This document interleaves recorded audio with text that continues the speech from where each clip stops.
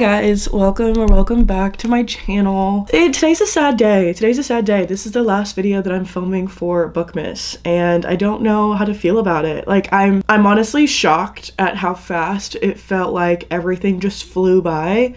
Like, I grinded for the past, I don't know how many, I forgot how many days that we did. 20, technically, I think we did 20 days. And I don't know, I had so much fun. I've said this before. This whole like Bookmas ordeal really solidified my love for this platform and for posting like long form content in general. And so I'm genuinely so thankful for that. And I'm so thankful for you guys for making this all like worth it and for just interacting and watching and being a part of this whole ordeal. It was really fun. This is my first Bookmas that I actually like completed, because I tried to do it last year and that really did not work very well because there was like zero planning involved. I literally decided the day before that I was gonna do it. And so obviously that did not go well, but this one had a little bit more planning and it was still chaotic, but it was genuinely so fun. Today, as you can tell, we are going to be going over just like kind of 2024 reflections, call it the end of year tag or whatever. I had you guys on my Instagram ask me some end of year questions, just like reflection questions and stuff like that. We're literally just gonna sit and yap about the year 2024, reading, life, like literally all of it. So grab your drink.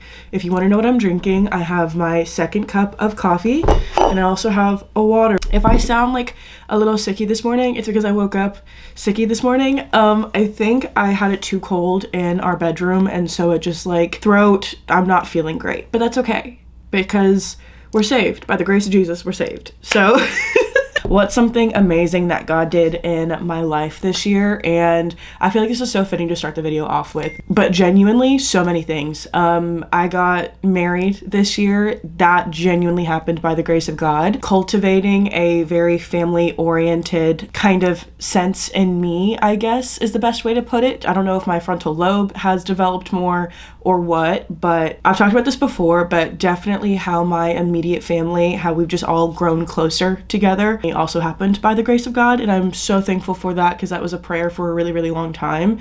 So family, getting married, and just having a stable life, I guess is the best way to put it. I'm so grateful for all of those things. It's praise Jesus, hallelujah. I love that. Great way to start the video. Now let's get into the bookish stuff. The first question that I got was books that surprised me the most. I think they actually meant to ask like what was a book that surprised me the most, but there were a couple.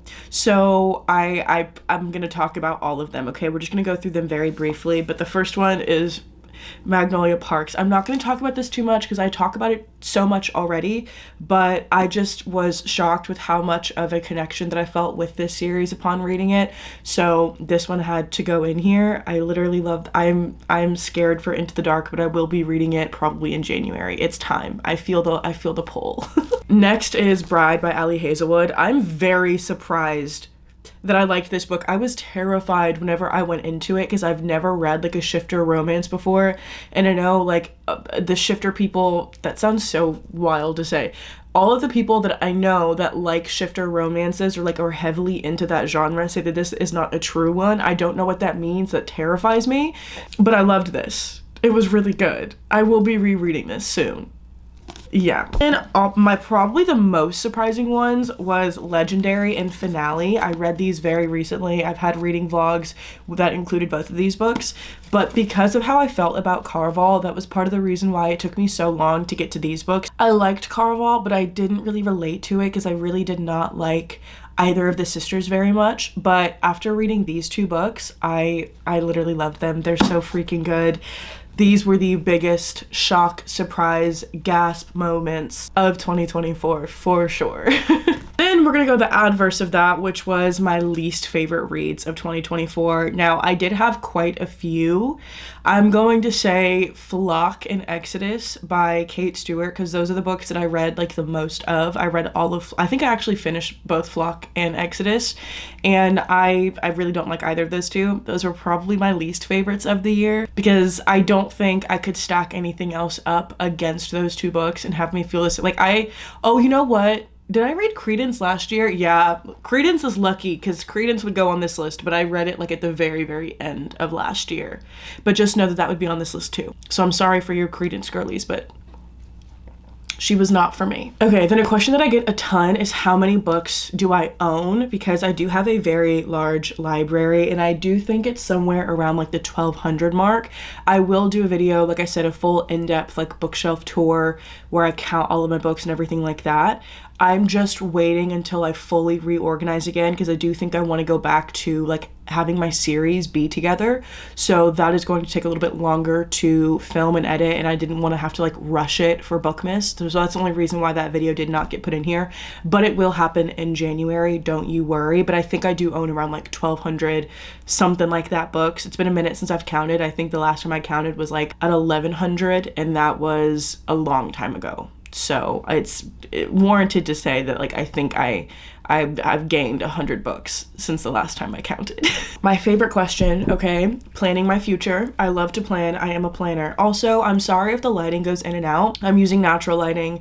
It's 9:45 this morning, and we've had like weird weather here. Anyways, just wanted to let you know. Reaching my reading goal for 2024, and then what is my new one for 2025. So my reading goal for 2024 was 200 books. I did not hit that. I did end up hitting like a 3-month reading slump though. So I think I ended up reading around like 185 books. And I think if I hadn't hit that reading slump, I would have been able to reach the reading goal. My reading goal for 2025 is 200 books, but that's like with a little asterisk. I would love to hit 250 books for the year of 2025, because I do want to push myself to read more, and I want to read my physical TBR, and I have a ton of books on here, and I just love to read. I feel like whenever people get upset about like the long reading goals, they don't take into account that some people have obsessive personalities like me. So like it's literally not out of competition with anybody. I genuinely don't care how many books you read in a year. Like just the fact that you're reading or thinking about reading or whatever, like I'm proud of you and I love you for that. For me, I just have an obsessive personality, and this is one of my favorite things to do ever. It literally calms me down. It gives me something to think about while I'm cleaning, so I'm not overthinking. It takes me out of my head. It literally is just one of the activities that I enjoy the most.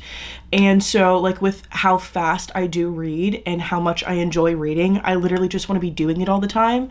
So please don't take this like 250 as like I'm being competitive or whatever. I genuinely just love reading so much. Please do not take it as any other way, because that is literally the only reason why I have my reading goal set so high. I was outside for 2024. My goal for 2024 was to actually read a little bit less and go out more, and I did that. I achieved that. That is not my goal for 2025. We're gonna add this question in here because I think it relates. Personal goals for 2025: spend more time with family and spend more time with like close friends. So not really necessarily going out a ton, like going to somebody's house and hanging out for the night and like just doing that, like small stuff like that. And just overall taking better care of my health, because I don't do that very well. Those things are kind of like the theme for 2025. Hopefully somebody wanted to know the answer to that question because I just answered it either way. This was one of my favorite questions.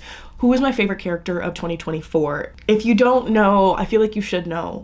It's Magnolia from Magnolia Parks. Yeah, she is my favorite character of 2024. I feel like because she was, aside from the money, because that is just like a fantastical dream of mine, has been, and most likely will be the character that I relate to the most, I feel like. And you can take that as a good thing or a bad thing. I just kind of like take it for what it is, but she genuinely like has been the character that I relate to the most, and so probably Magnolia. I know that's not great, okay, given like what her whole storyline is. Actually, I have not read Into the Dark, so I don't know how that ends. So like maybe I'm speaking too soon, I don't know.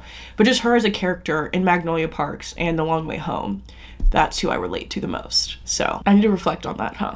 Okay, new genres that I want to get into this year. I want to get into the nonfiction, specifically memoir, like autobiography, biography type deal, as well as sci-fi. I have quite a few sci-fi books on my shelves, and I'm frankly kind of afraid of that genre. I don't know what it is. I think electronics and like that scares me, like robots deeply terrify me. Have you ever seen I, Robot? That's a terrifying movie. So I think sci-fi just like as a whole scares me. Specifically for like the memoirs and stuff, I will say I own one memoir, and that is The Third Gilmore Girl by Kelly Bishop. This is literally the only memoir I've ever bought for myself. My dad used to make me read like tennis autobiographies because it was supposed to help me with my tennis. If you don't know, I used to be a tennis player, like a really high level tennis player, and so he used to make me read those. So I read the Andre Agassi autobiography he wrote, and it was really good actually.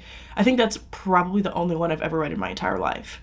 So I would like to read Kelly Bishop's because this is the only one that I've bought for myself. And I also really want to read Matthew Perry's. I don't own his.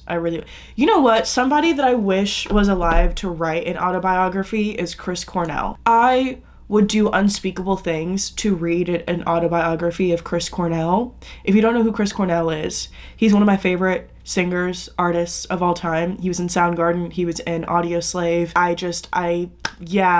He is deeply synonymous with my father for me because my dad, I grew up listening. This is like, I'm just yapping about my life at this point, but hey, this is my therapy session, okay? But my dad, like I grew up listening to Chris Cornell from my dad and my mom, but mostly my dad. And so like, he reminds me so much of he doesn't remind me. I just like, every time I hear his music, I think of my dad, and I very much am a daddy's girl. Like that's my twin for real. You know what I mean? And so like that, I just have such a fond memory of him and listening to his music, and he died before I could ever go and see him in concert, and that will forever be like one of my biggest, like, not regrets, because I was really young. Like I think I was like 16 when he died, and so like there weren't a lot of concerts that I could go to viably, but like yeah, that will forever be the thing that I feel like I missed out on, would be to go see him in concert.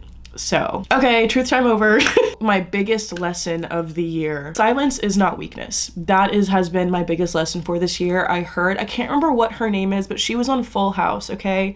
She has that quote where she was talking about how meekness is not weakness. And that, I think I heard that actually sometime the year before, or like whenever that podcast came out, I heard that, and it kind of planted a seed in my head. And then through getting closer with Christ this year and just reading my Bible more, that really started to solidify in my head, where it's like, Jolie, you don't have to be the one that always like defends yourself or like has to clear your name or whatever. Like people are going to think about whatever they think about. They're going to talk about you. They're going to do whatever. And it's not your job to always attack. You know what I mean? Like silence is not weakness. It takes a lot more strength to be silent and to turn the other cheek and to think about like what other people are going through. Like maybe they're not happy or just whatever, you know what I mean? Like not always having to have the last word. That is a super big personality like flaw, I would say, that I have. And so yeah, that's one of the biggest lessons that I learned this year, and I'm actively trying to live it out on a daily basis. So, and then the same person that asked me that question actually asked me what was my favorite memory of this year, and that has to be getting married. There were so many good memories of this year: rescuing my puppies, getting married, getting proposed to. We literally got engaged and married in the same year, and there was just so many good things to look back on. So, like family dinners and getting to go on vacation with, you know, my parents and my then fiance. But like it was a really amazing year. We've talked about it. I've reflected on 2024. It was my year of change, and yes, there are so many good, amazing memories that happened this year, but getting married probably has to be the biggest one. Somebody asked, what was the book that made me cringe the most? And listen, this is gonna be a Flock and Exodus answer. I'm sorry. I really am, but I'm not. Literally, if you go back on my TikTok, this was a while ago when I read those books, probably like sometime this past summer. I literally spent 99% of those videos inwardly and outwardly cringing because I did not like the FMC or the MMCs. Yeah, it was not for me. It was not for me. So I sold those books. Yeah. Then I got asked what was my most underrated book that I don't know if they meant to ask like what was the most underrated book that came out this year or that I read this year. I don't know when this came out, but Out on a Limb by Hannah Bonham Young. I absolutely fell in love with this book. I've described it before as the sweetest romance I've ever read, and that is still true. Bo and Win are some of my favorite characters. It's such like a comfort kind of feeling was me reading this book, and it came at the perfect time because I think this was the book that really kind of started to get me out of my reading slump.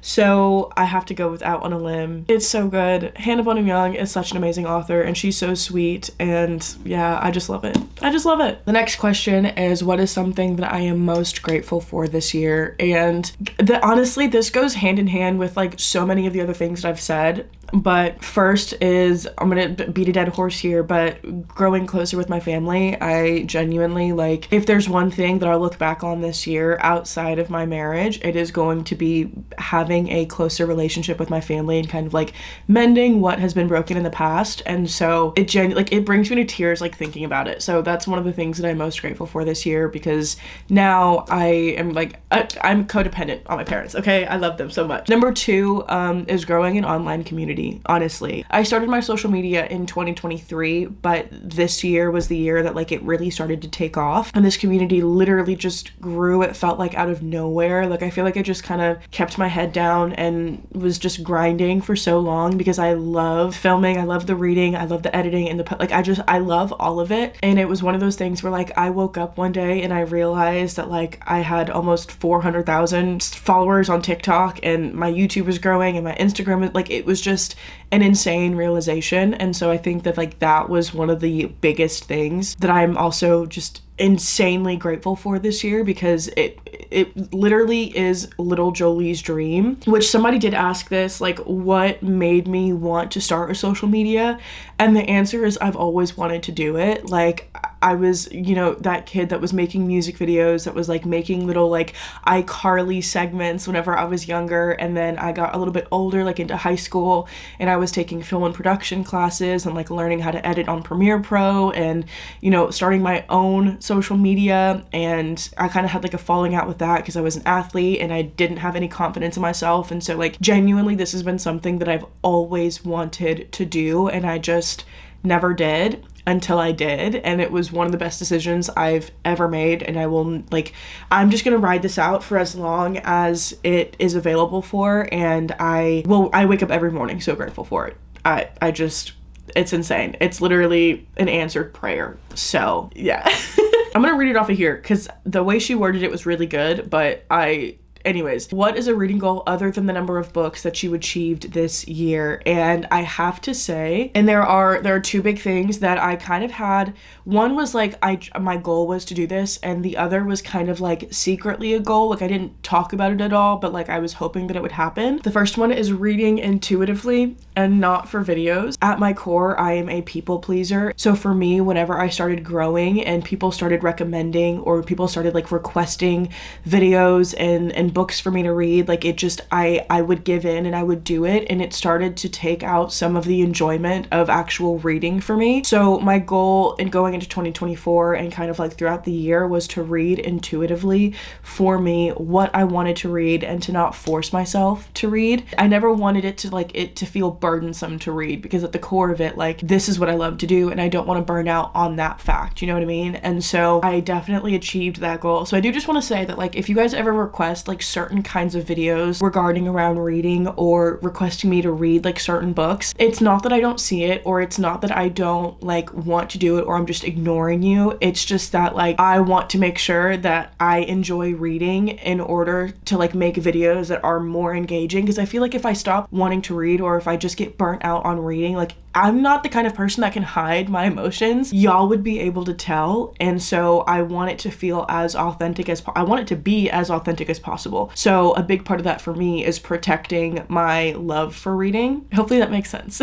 And then the second goal for this year was getting back into fantasy. I've talked about how I got my start into reading and reading fantasy, and that's like something that is my core. Like, I am a fantasy reader at heart. Like, I love the genre so much. And once I started getting more into like book talk books and stuff like that, obviously like there are 2 different sides to book talk, and I think that because I was pretty new to it, I just kind of got pushed into the romance side, and I really got hooked on adult romance. And so I feel like it's been kind of a battle, because like I said, I don't want to force myself to read a book that I don't want to read, but I was just craving reading just regular romance for the past year, and I've been really missing wanting to read a fantasy book. Like, I had tried, and either I wasn't enjoying them because I didn't want to read a fantasy book, or I lost interest and I hit a reading slump if I tried. So finally this month I found kind of like my love for fantasy again, and it has been so good. Oh my goodness, it's been so good. Like, literally, As much as I love a good romance book, I love a good fantasy book. And then somebody asked what was the most joyous / memorable part of my wedding. And I did talk about this a little bit in my kind of like spend a Saturday with me vlog, but I'll say like the biggest thing was getting to spend time with my loved ones. I'm waiting for all the pictures from my, like the pictures and the videos from my photographer and videographer, which is why y'all really have not seen anything. It is coming. I'm just waiting to get back everything from them because I didn't film a wedding vlog, which I know it's crazy, but I wanted to just kind of enjoy the weekend, and I didn't want to have to worry about filming everything because I would have ended up like focusing on filming everything and making sure y'all got to come along for everything, and I really just wanted to take everything in. So that's the only reason why I didn't film a wedding vlog. But where we stayed, where the venue was, it's the Chapel at Green. They have these little cottages for you to stay at. So we got a cottage for my family, for my wedding party, for me, and then for Tyler, my husband's family, so that everybody could stay on site the day before and the day of. So we got to spend essentially a whole weekend at our venue, and it was the best decision that we ever made. It just felt like we actually had some time to settle in and everybody got to hang out, and it was really fun. It was amazing. So I think probably that, other than like the actual getting married part. But there was just so many like good little things. Like, this won't make sense to any of y'all, but like all of my bridesmaids and we did our own bouquets because I wanted to have that kind of be like a thing that we did together. And that the night that we did our bouquets, we were looking for containers to put all of them in for like overnight, and I couldn't find one big enough for my bouquet, so I put mine in a blender. And there's a picture of me walking from my cottage to the bridal suite the morning of the wedding, and I'm just holding this blender full of flowers. And I feel like that was the most like me moment that we had at that wedding, aside from like a couple of other things that happened. But like that's one thing I think I will never forget, was putting my wedding bouquet in a blender and walking around with it. Like, it was just the glass part, you know what I mean? I don't know, that was really great. A very good question too is, how has my reading changed over 2024? And I've talked about this already, so we're gonna kind of like go through this a little bit quicker, but I got my fill in of fluffy little romances, and don't get me wrong, like there's a time and a place for them, and I still enjoy them, I still love them because they're really fun. I'm the kind of person that like, if I consume too much media that is mindless, I get to the point where like it almost like just like it irritates me and I need something with substance. So I'll start watching debates, I'll start watching, like I'll just start learning stuff, tired of like my brain being turned off. And so I think like I hit my threshold of mindless little like romances, fluffy little romances, fluffy whatever. And it's gotten to the point where like I want a little bit more into my reading. That's part of the reason why I want to get into sci-fi. I want to get into nonfiction, just because I feel like it's time. You know what I mean? Not to say that like if you only read fluffy romances, like you're not. That literally has nothing to do with that. It's just how my brain works, to be so honest with you. And I will also say that like I feel like I've pinpointed more of what I do and I don't like. And so like this year I tried hard to like dark romance, and I've come to the conclusion that it's really not my genre. There are a couple of exceptions, like I can do mafia romance sometimes, but I just really like I'm starting to understand my reading taste more, I feel like, and so it's allowed me to kind of pinpoint down books that I enjoy, and then I can, you know, usually pick books that I know I'm going to like because I know what I like, I guess, if that makes sense. And then a book I didn't get to that I was really disappointed that I didn't get to. I'm really upset that I didn't finish ACOTAR, I didn't finish Throne of Glass, I didn't finish Binding 13. So I think it's more so that like I'm disappointed that I did not finish the series that I said I was going to, more than anything else. And then somebody asked what was the series that I enjoyed like all of the books from, and that honestly has to go to the Once Upon a Broken Heart trilogy. I loved every single book in this trilogy. I thought that they were great. I had so much fun with them. I changed the rating for A Curse for True Love to a 5-star. I think I rated it like a 4.5 on Goodreads. This is a 5-star read. I loved every single one of these books, and the only reason why Caraval is not like in here, or that trilogy, is because I didn't like fall completely in love with Caraval. I loved the next two books, but Caraval, like that one book, it just did not do it for me. So obviously I didn't meet the criteria for this question. All right, I've been chatting for a good 40 minutes now, so I think that's gonna be it. I had some really great questions though. I love yapping. I really do. I'm sorry I sound like this. I feel like I sound like off. I don't know. It's the vocal fry for me. It's not on purpose, I swear. I'm not trying to be annoying. Thank you guys so much for watching. If you guys stuck around for all 20 days of Bookmas, like, you're ridiculous, you're insane, and I love you. I did put out like a little like not questionnaire, but like a little question thing in the YouTube, like where you can like post things that aren't videos, like a little like text and polls and stuff. I did put out like a little thing saying like if there's any videos that you guys want to see going into the new year and videos that you want to see more of, whatever, just go ahead and like let me know there, and then I can, you know, just kind of like plan what I want to do for 2025. And first of all, I have a couple of questions for y'all as we reflect and close out on 2024. What was your favorite book of 2024? What was your worst favorite book of 2020? Worst favorite book? What was your favorite book to hate in 2024? I feel like that's an interesting question. And what was the craziest thing that happened to you in 2024? I want to know. I love all of you guys so much. I am genuinely so grateful for every single one of you, wherever you came from, whether that's from my Instagram, my TikTok, or you found me through YouTube.